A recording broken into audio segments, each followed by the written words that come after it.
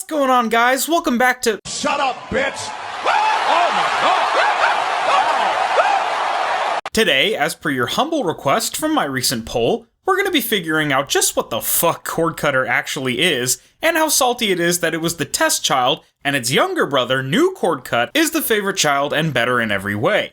Quick, cue the intro before The Rock finds out.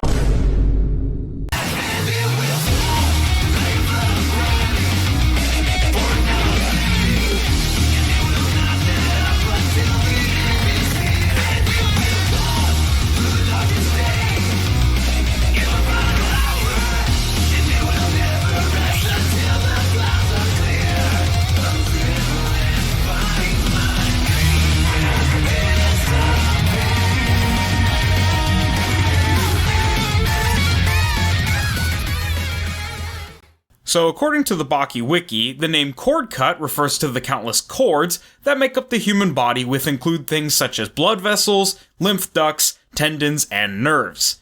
To use that technique, the fighter must train his fingers to the very limit and study the anatomy of the human body. When the training is completed, the fighter can sever the opponent's cords with a finger. However, this technique has one weakness. Before the fighter can cut a cord, he needs to pull that cord out, which takes a lot of time. Kosho Shinogi mastered this technique to the maximum, and even made an improvement. Kosho Shinogi is the best and most famous user of this technique. He can easily sever tendons, nerves, and other cords within the body of his opponents. For the first time in the series, he used the technique against Kohei Kuzumi in the corridor of the underground arena, and later in his battle with Baki Hanma at the arena. During the Maximum Tournament saga, Baki also used this technique in his fight against Jack Hanma to sever his left optic nerve. As for the new cord cut, it's basically an upgraded version of the cord cut that, due to changing the initial hand position to allow for 360-degree rotation, removes the prior weakness of the technique where Kosho had to twist the cord out of the opponent's body and then cut it, now doing both simultaneously. Wow, that is really fucking gross to describe. Anyway, this technique is the signature technique of Kosho Shinogi and the basis of his style of karate, Himokiri Karate. The only other person in the series seen using the technique is Baki after having copied it, though as Doppo knows how the technique works and has displayed ample finger strength to pull it off, it's likely he could manage it as well, also seeing as he's one of the most skilled karatekas on the planet. Also, to clarify something before getting into the main explanation of the technique and possible real-life equivalents or inspirations, there's a bit of trivia on the wiki page describing how, as there are no optical nerves in the neck, Kosho blinding a person by severing a cord in the neck is a mistake. But this is actually a mistake on the wiki's part. While there are no nerves that directly affect vision in the neck, there is the vagus nerve, which is a cranial nerve that passes through the neck and has branches that connect to the muscles of the eyes and face. The vagus nerve is involved in regulating the activity of the autonomic nervous system, which controls the size of the pupils and the lens of the eye, among other functions related to vision. In real life, certain medical conditions that affect the nerves or blood vessels in the neck, such as cervical dystonia or carotid artery disease, can also cause visual symptoms such as double vision or blurred vision. So with several nerves indirectly responsible for the quality of your vision being located in your neck, and there being a basis for malfunctioning nerves in the neck negatively impacting one's vision, I think it's safe to say that, while perhaps exaggerated in effect, Kosho's blinding people with cord cut is in fact not a mistake.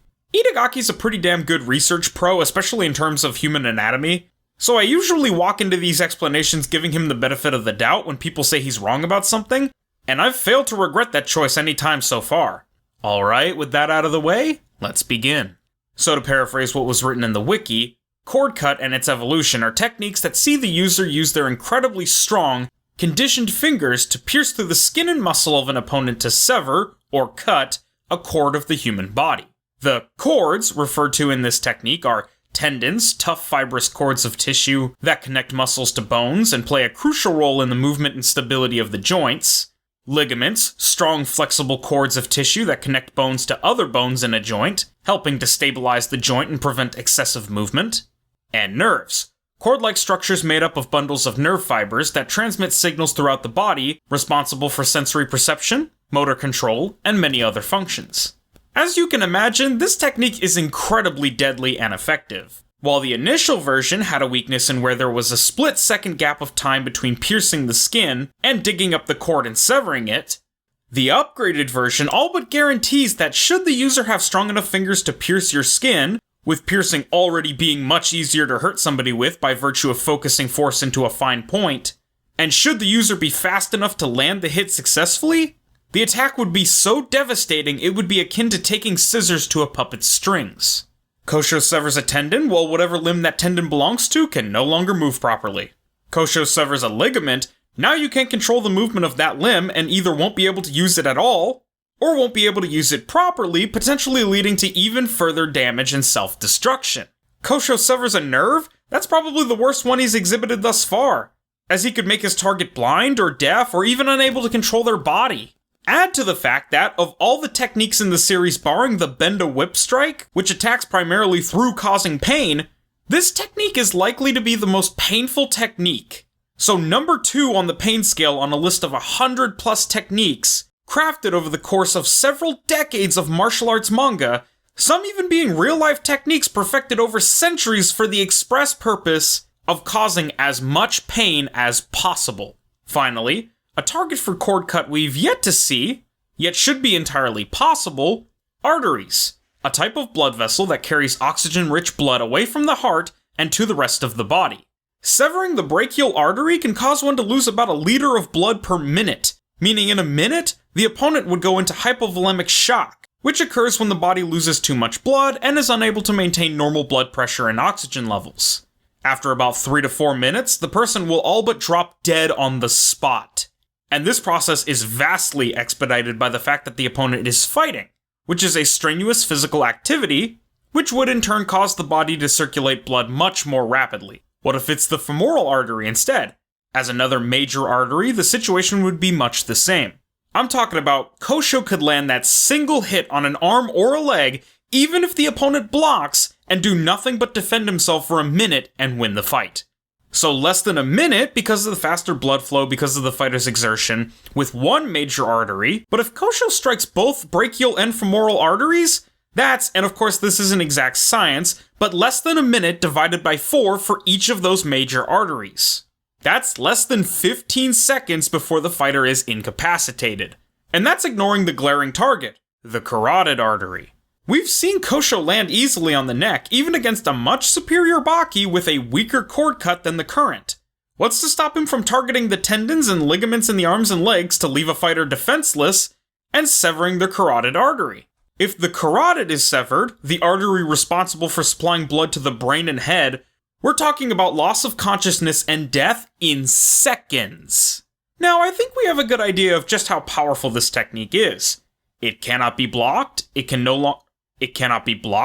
longer has any weaknesses, it can be done as easily as a simple strike, and it can essentially kill the opponent in a single hit. At the very least, horribly maiming them, disfiguring them, or crippling and disabling them, or putting them on a short timer for death. So, what about a real-life version of this technique or possible inspirations? There are techniques in varying styles of karate referred to as teigatana and shuto that attack using finger strikes and target soft tissue areas such as the eyes, throat, or pressure points, but none that I'm aware of that target human cords. The cord cut seems to be largely inspired by the Doppo and Kuroki Gensai favorite technique of nukite, or the finger thrust spear hand technique, a real-life technique from Okinawan karate. Alright, that's pretty much all she wrote. Not too much to this technique, it's quite literally a cord cut technique, says it all on the box. As for pulling this off in real life, it's just nukite on crack. And like most special techniques in the series, while some variation of the technique is possible in real life, it's practically impossible in real life as it would take inhuman precision to target and sever the cords of a moving target and, while there are a lot of targets all over the body, not all are as effective to sever as the one Kosho has, or the ones we've discussed. The piercing damage of a nukite certainly has its place in a fight, and the intense finger conditioning Kosho does could definitely aid you in your efforts of using it, but without proper conditioning, you're likely to break your fingers, and, even with conditioning, while the technique would be effective, it would pretty much just be a normal nukite. Useful, but not more or less so than any other simple punch, kick, chop, palm strike, etc. Well, let me know what you guys thought of the video in the comments. Down below. Did you like it? Did you like it? Did you like it? Did I do a good job? Did you like it? Did I do cord Did you like it? Did I do cord Did you like it? Did I do cord cut justice and explain everything you wanted to know about it? Let me know. Next video on the schedule is a Mugen video where the fighters of Grappler Baki will be facing off against the fighters of the famous SNK fighting game, Fatal Fury. So be on the lookout for that one coming soon. Alright, be sure to like, comment, subscribe, all that, and I hope you guys have enjoyed. I've been the wildest YouTuber in the world, and this has been Combat Clarification Grappler Baki Techniques Explained. Thanks for watching, guys. Peace.